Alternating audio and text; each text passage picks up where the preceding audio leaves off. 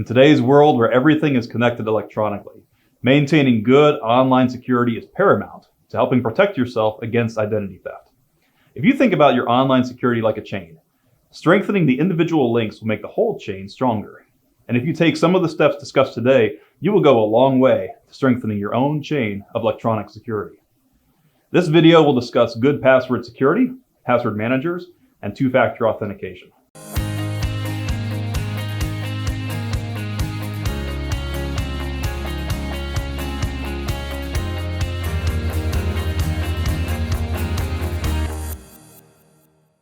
Using good passwords is paramount to your online security, especially on sensitive accounts like your bank, credit card, or investment accounts.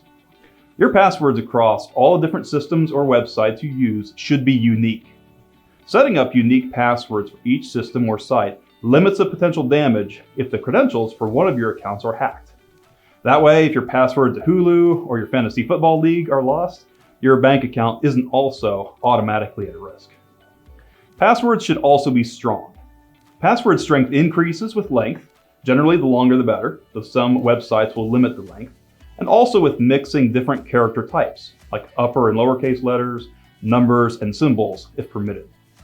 Password strength decreases with using personally linked names or dates, like your spouse, kids, or pets' names, birth date, wedding date, etc. Things that could easily be guessed by doing a little bit of research on it. Password strength also decreases by reusing old passwords. To generate strong passwords, a password generator tool can be immensely helpful, and these are available on many websites or as part of a password manager. Also, changing your passwords, especially the sensitive ones, on a regular basis is a best practice. And while many browsers will offer to remember your passwords for you, this is usually best declined. Using unique, strong passwords for every account or website you access can be a nightmare to keep organized, and keeping them all written down on a notepad next to your computer really defeats the purpose. For these reasons, many people today use a password manager program to organize their secure website credentials, generate strong, unique passwords, and avoid maintaining a physical password list that could easily be lost or stolen. Many password managers allow you to access your secure data across different types of devices, or if cloud-based, from any device you happen to be using. Despite their convenience and accessibility, having all of your secure data available in a single place like a password manager is itself a risk and requires some extra measures of protection. This risk can be reduced by using a long, randomly generated master password for the manager itself. It may be difficult to remember, but it is only one password and it is protecting a lot of your information.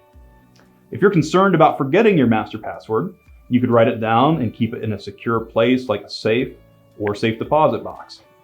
Also, using two-factor authentication to protect your password manager is a very good idea. And while password managers typically use one or more high encryption methods to secure your data, if having all of your sensitive information in a single place is still a concern, you could set up double-blind passwords for most of your sensitive websites.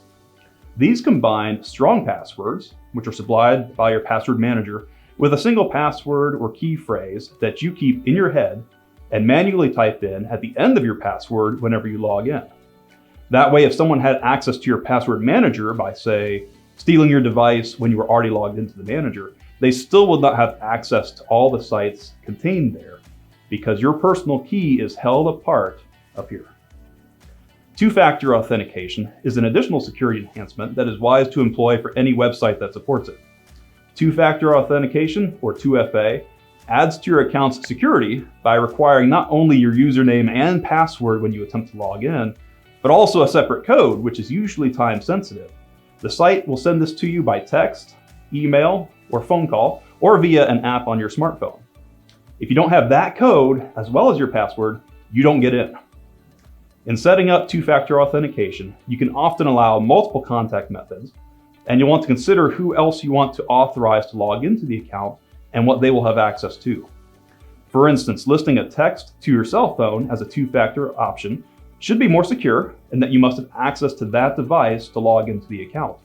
But having that as the only option could cause problems if you lose that device or if your spouse tries to access the account when you're not together. So having a mix of contact options, email, multiple phone numbers, That should allow you maximum access while still making it more difficult for someone else to gain access who has your password. While no single measure will be a perfect solution to all your security needs, combining use of unique, strong passwords, two-factor authentication, and potentially a password manager will help strengthen your security chain. Also, as we seek to protect ourselves against identity theft in these ways, it's important to recognize that there is a tension or a balance that needs to be struck between the pursuits of security, keeping unauthorized people out, reliability, letting authorized people in, durability, preventing the loss of your access credentials, and also accessibility, being able to access your accounts from anywhere. Considering how to balance these priorities in your particular situation will help as you progress toward a more secure financial life. If you have questions or concerns about mastering your wealth in this area, please reach out to your McKinley Carter financial strategist.